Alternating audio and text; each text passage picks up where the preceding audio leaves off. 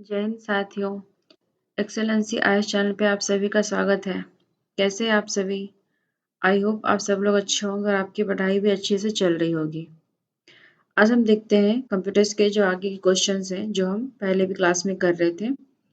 तो first question है, what did first generation computers do? यानी पहली पीढ़ी के कंप्यूटर में ने क्या किया? तो ऑप्शन है पहला multitasking, networking, batch processing and modulation, and fifth option is none of these. ठीक है, तो इसका आंसर क्या हो जाएगा? Batch processing, option number 3। अब इसका आंसर ये क्यों हो जाएगा? क्योंकि बैच प्रोसेसिंग ऑपरेटिंग सिस्टम जो है 1950 में इसको बनाया गया था और जो हमारा फर्स्ट जनरेशन का टाइम पीरियड वो है 1942 से 1955। ठीक है, अब ये बैच प्रोसेसिंग होता क्या है? इसमें क्या है, एक तरह के कार्य को जो है एक बैच या समूह में इकट्ठा करके किया जाता है। और इस ऑपरेटिंग सिस्टम में क्या होता है, जब तक कि एक बैच का काम कंप्लीट ना हो जाए तब तक आप दूसरा काम नहीं कर सकते। इसमें इसका एग्जांपल क्या हो जाएगा? Bill payment. ठीक है, बैच ऑपरेटिंग सिस्टम का एग्जांपल क्या हो जाएगा? बिल पेमेंट करना, पेरोल। आपने कहीं पेमेंट किया होगा तो हमेशा बोलता don't refresh the page and back. मतलब क्या हुआ, अगर आप उससे बैक कर देंगे तो पेमेंट आपका कैंसिल हो जाएगा। आई होप आपको ये क्वेश्चन समझ में आया होगा। ठीक है, ऑप्शन आंसर क्या हो जाएगा? Option number 3, batch processing. Next question है, which device can understand difference between data and programs? तो कौन सी डिवाइस है जो डेटा और कार्यक्रम के बीच अंतर को समझ सकता है? पहला ऑप्शन है input device, second option output device, third memory and fourth is micro processor. ये हमारा क्या, ये दोनों हार्डवेयर का पार्ट हो गया, इनपुट आउटपुट डिवाइस, और मेमोरी जहाँ हम स्टोरेज करते थे। इसका आंसर क्या हो जाएगा? Option number D, micro processor, जो डिफरेंस डाटा और प्रोग्राम्स के बीच में डिफरेंस को समझता है। डाटा क्या होता है? जो हम इंफॉर्मेशन देते हैं, और प्रोग्राम क्या होता है? Set of information. तो दोनों में ये अंतर है। जैसे डाटा मान लें 0 1 है, 0 1 एक जो एक बिट होता है ये डाटा हो गया, और जब इसे कंबाइन कर दें 0 1 0 1 तो ये हमारे क्या प्रोग्राम हो, यानी कि जो हम बाइनरी कोड में लिखते हैं सेट ऑफ इंस्ट्रक्शंस को हम प्रोग्राम बोलते हैं, और एक सिंगल जो इन्फॉर्मेशन होती है उसे हम डाटा बोलते हैं। ठीक है, आंसर क्या हो जाएगा? Option number D. Next question है, an alternate name for the completely interconnected network topology is? पूरी तरह से परस्पर नेटवर्क टोपोलॉजी के लिए एक वैकल्पिक नाम है। पहला option mess, second star, third tree and fourth is ring. इसका आंसर हो जाएगा option number 3, mess topology. Mess topology में क्या होता है, जैसे हमारा ये सिस्टम है, ठीक है, ये एक दूसरे से क्या होता है, जैसे ये आपस में यहाँ से कनेक्ट रहेंगे, ठीक है, फिर ये इससे कनेक्ट रहेगा, ये इससे भी कनेक्ट रहेगा, इससे भी कनेक्ट, ये इससे भी कनेक्ट रहेगा, इससे भी कनेक्ट, यानी जो इसमें क्या होता है, ये बाई डायरेक्शनल होता है। ठीक है, इसमें सारे कंप्यूटर जो एक दूसरे से कनेक्टेड होते हैं। स्टार टोपोलॉजी क्या होता है, इसमें एक बीच में कंप्यूटर होता है, इसमें इस तरह से हम कंप्यूटर को कनेक्ट करते हैं। ठीक है, यानी बीच में जो है एक मेन कंप्यूटर होता है। ट्री क्या होता है, जैसे ये एक टोपोलॉजी है, ये हो गया आपका स्टार, ये हो गया आपका मेस, और ट्री में क्या होता है, जैसे मान लीजिए ये कंप्यूटर है आपका, फिर एक यहाँ पे नोड निकाल के यहाँ से एक सिस्टम कनेक्ट है, फिर ये यहाँ पे अलग नोड, यानी कि कई सारे स्टार टोपोलॉजी को मिला के ट्री बनता है।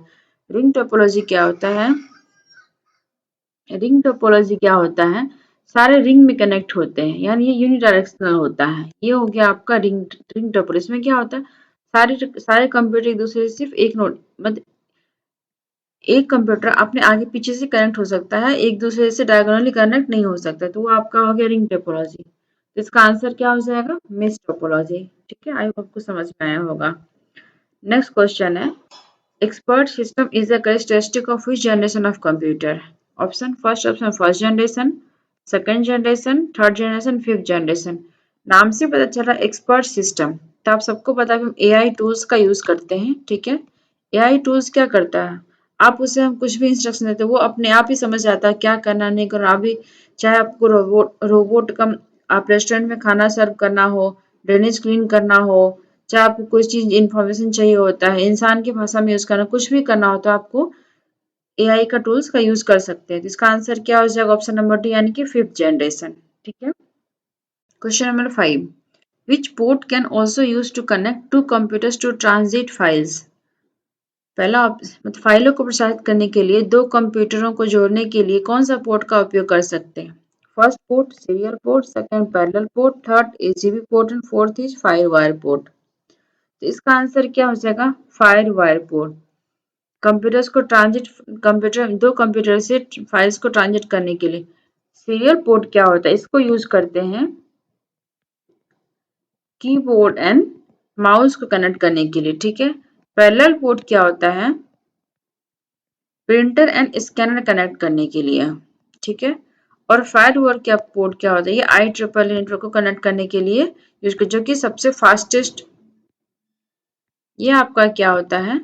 ये सबसे फास्टेस्ट पोर्ट होता है, इसलिए इसको यूज किया जाता है फाइल्स को ट्रांजिट करने के लिए कंप्यूटर में, ठीक है। इसका यानी सीरियल पोर्ट में क्या हो गया? कीबोर्ड एंड माउस कनेक्ट करेंगे। पैरेलल पोर्ट में क्या हो गया? प्रिंटर एंड स्कैनर कनेक्ट करेंगे। और option number D firewall port हो गया, जो कि IEEE इसमें लगा होता है, जो कि आपको फाइल्स को ट्रांजिट करने के लिए यूज करते हैं, जो कि सबसे ज्यादा फास्टेस्ट पोर्ट होता है, ठीक है।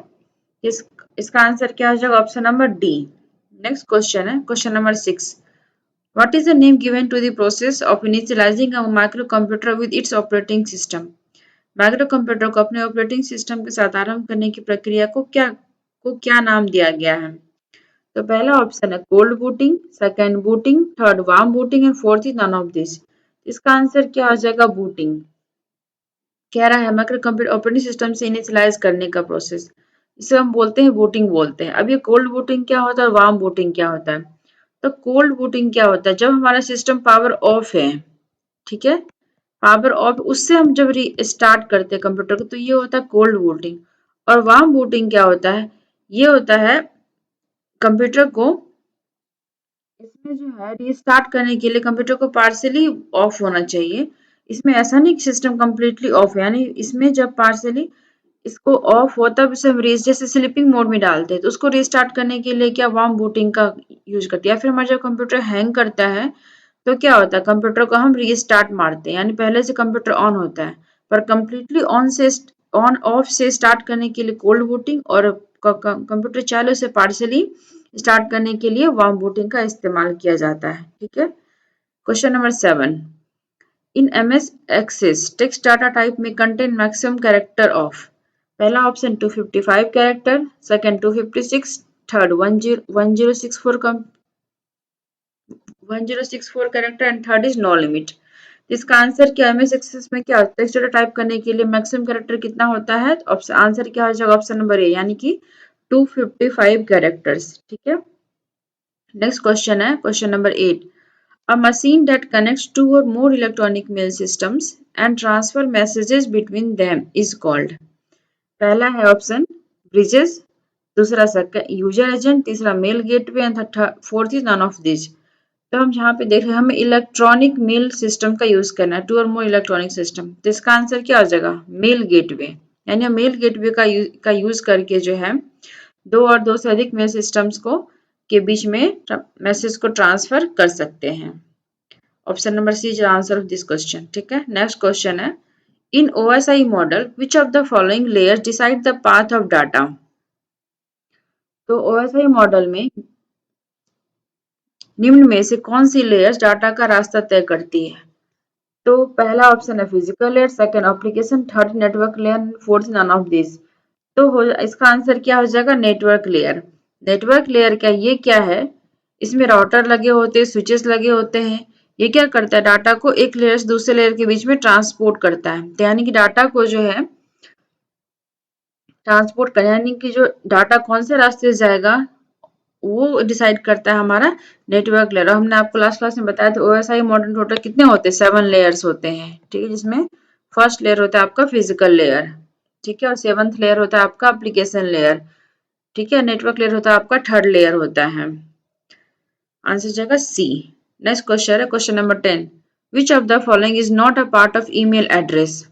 निम्नलिखित में से कौन ईमेल एड्रेस का हिस्सा नहीं है? आंसर ऑप्शन क्या हो जाएगा? पहला user name, second domain name, third protocol and fourth is all of this. तो इसका आंसर क्या हो जाएगा? तो इसका आंसर क्या हो जाएगा? Protocol.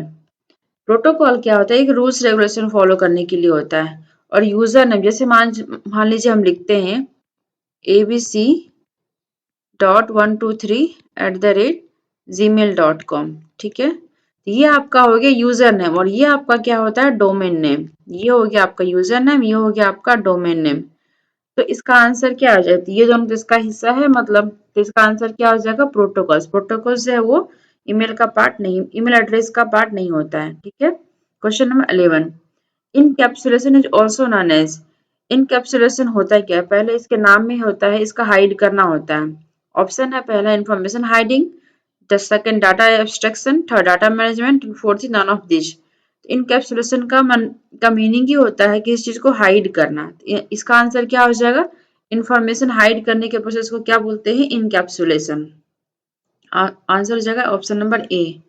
Question number 12, portrait and और लैंडस्केप क्या है? What is a portrait and landscape? पहला ऑप्शन है page orientation, second paper size, third page layout and fourth is page margin. तो पोर्ट्रेट और लैंडस्केप क्या है? ये क्या होता है? Page orientation. पोर्ट्रेट में क्या होता है? पेज इस तरह से होता है, वर्टिकली हम निकालते हैं, और लैंडस्केप में क्या होता है? इस तरह हम निकालते हैं, ठीक है। तो इसका आंसर क्या हो जाएगा? पेज ओरिएंटेशन, यानी कि option number A. Control plus E का उपयोग किसके लिए किया जाता है? यानी what is control plus E used for? तो इसका आंसर क्या हो जाएगा? पहला ऑप्शन है reopen the last close document, second insert hyperlink, third insert bullets and numbering and fourth is centre align the selected paragraphs. इसका आंसर क्या हो जाएगा? ऑप्शन नंबर डी, यानी कंट्रोल प्लस ई का यूज करते हैं सेंटर में, सेलेक्टेड पैराग्राफ्स को सेंटर में अलाइन करने के लिए। अब लेफ्ट अलाइन कैसे होगा? तो लेफ्ट अलाइन के लिए हम इस्तेमाल करते हैं कंट्रोल प्लस एल। इसी तरह हो जाएगा राइट अलाइन के लिए क्या इस्तेमाल करते हैं? राइट लाइन के लिए हम इस्तेमाल करते हैं कंट्रोल प्लस आर। और हाइपरलिंक इंसर्ट करने के लिए क्या इस्तेमाल करते हैं हम? इसको इंसर्ट करने के इस्तेमाल करते हैं हम कंट्रोल प्लस के, ठीक है। इसका आंसर क्या हो जाएगा? कंट्रोल प्लस का इस्तेमाल करते हैं centre align the selected paragraphs and option number D. Question number 14, Which of these options helps correct spelling mistakes? इनमें से किस ऑप्शन के हेल्प से स्पेलिंग मिस्टेक्स को सही किया जाता है? तो ऑप्शन है पहला auto format, auto text, auto correct, auto spell. इसका आंसर क्या हो जाएगा 14 का? ऑप्शन नंबर सी, यानी स्पेलिंग मिस्टेक्स आपने देखा होगा वहां पे ग्रीन लाइन आता है या रेड लाइन आता है, उसको करेक्ट करने के लिए इसका आंसर क्या हो जाएगा? Auto correct, option number C. Question number 15, how many rows and columns are in MS Excel 2003? MS Excel 2003 में कितनी रो और कॉलम्स होते हैं? पहला ऑप्शन रो हो जाएगा 65,536, column 256, second option 1,48,576 row and second columns 256. Third option 1,48,576 is row and columns 16,384. And fourth option is 1,67 1,67,77,216 and columns 256. तो इसका आंसर क्या हो जाएगा? ऑप्शन नंबर ए। यानी ये जो होता है 2003 वाले एमएस एक्सेल के फॉर्मेट में क्या होता है? 65,536 रो होते हैं और 256 कॉलम होते हैं। और ये दो ऑप्शन नंबर जो सी जो है इसका 2016 वाले में क्या होता है? 1,48,576 रो होता है और कॉलम्स कितना होता है? 16,384। यानी इसका आंसर क्या हो जाएगा? ऑप्शन नंबर, ये आपको दोनों याद रखना है, ठीक है। Option number A is answer of question number 15। Question number 16, how many characters can a cell contain? एक सेल में अधिकतम कितने वर्ण हो सकते हैं? इसका आंसर क्या हो जाएगा? ऑप्शन नंबर ए 32,767 कैरेक्टर्स इसका आंसर हो जाएगा। नेक्स्ट है क्वेश्चन नंबर 17, एमएस एक्सेल में किसी हेडर या फुटर में कितने कैरेक्टर्स इंसर्ट होते हैं? ठीक है, how many characters be inserted in a header और footer in MS Excel? Option A 255, 254, 256 and 257। तो आंसर क्या हो जाएगा इसका? ऑप्शन नंबर ए, यानी कि 255 characters. Next question, question number 18, which keyboard shortcuts are used to create a chart in MS Excel? तो MS Excel में कौन से कीबोर्ड शॉर्टकट का इस्तेमाल चार्ट बनाने के लिए किया जाता है? पहला ऑप्शन है F5, ये F5 लिखा हुआ। ओके, नेक्स्ट है F11, fourth is F4 and fourth is F10। ठीक है, इसका आंसर क्या हो जाएगा? चार्ट बनाने के लिए हम F11 का इस्तेमाल करते हैं, यानी कि ऑप्शन नंबर 18 का आंसर क्या हो जाएगा? सॉरी, क्वेश्चन नंबर 18 का आंसर क्या हो जाएगा? Option number B, F11। Question number 19, cell address worksheet में डिस्प्ले होता है। पहला है option formula bar, name box, status bar and format tool bar. यानी cell address worksheet is displayed in formula bar, name box. इसका answer क्या हो जाएगा 19 का? इसका आंसर हो जाएगा बी, नेम बॉक्स। यानी एड्रेस कहाँ पे, जैसे कि आप, ये आपका वर्कशीट होता है, मान लीजिए ये एमएस एक्सेल का वर्कशीट है, तो आपका जहाँ पे सीट 1 लिखा रहता है ना, सीट 1, सीट 2, ये आपका हो गया स्टेटस बार। ठीक है, और जब ऊपर में जाते हैं, तो जब आप यहाँ पे जाते हैं, यहाँ आपका सेल का एड्रेस लिखा रहता है, इसको बोलते हैं नेम बॉक्स। और इसके बगल में जो होता है, यहाँ पे जो आप टाइप करते हो टाइप होता है, इसको बोलते हैं फॉर्मूला बार। ठीक है, एमएस एक्सेल में जो होता है ये, यहाँ पे नेम बॉक्स होता है, जहाँ एड्रेस होता है, और जहाँ पे आप टाइप करते हो फॉर्मूला बार होता है, और जहाँ आप नीचे जहाँ सीट 1 सीट 2 लिखा रहता है, उसको आप बोलते हैं स्टेटस बार। ठीक है, आंसर क्या हो जाएगा इसका? ऑप्शन नंबर बी, यानी कि name box. Question number 20, by which formula or function in the Excel do we convert the data of column into rows and the data of rows into columns? Excel में किस formula या function के द्वारा column का data रो में और रो का data column में कन्वर्ट किया जाता है? और पहला ऑप्शन है ABC, second hyperlink, third transpose and fourth is address. इसका आंसर क्या हो जाएगा? ट्रांसपोज। यानी कि ट्रांसपोज के हेल्प से हम क्या करते हैं, रो के डाटा को कॉलम में और कॉलम के डाटा को रो में हम कन्वर्ट करते हैं। हाइपरलिंक क्या होता है? हमने अभी क्या देखा, जैसे हम कोई अगर हम वेबसाइट खोलते हैं, लिखा था http://डॉट लिखते हैं ना ऐसे, ये आपका हाइपर लिंक है। और इसको इंसर्ट करने के लिए क्या इस्तेमाल करते हैं हम? तो कंट्रोल+K। ठीक है, कंट्रोल+K इस्तेमाल करते हैं हाइपर लिंक को इंसर्ट करने के लिए। तो option number B, question number 20 का आंसर क्या हो गया? Transpose. Option number C. Question number 21, किसी वाक्य में प्रत्येक शब्द अक्षर को कैपिटल में परिवर्तित होना कहलाता है? Every word in a sentence is said to be converted into capital. सबको कैपिटल में कन्वर्ट करना है। Sentence case, upper case, toggle case and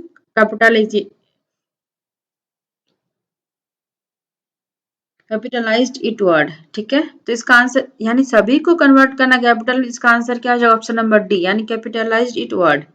toggle case क्या होता है? जैसे मान लीजिए आपने स्मॉल में लिखा एबीसी, इसको आपको ए बी कैपिटल में करना है। ये आपका हो गया, मतलब आप तुरंत जो है, नहीं सॉरी,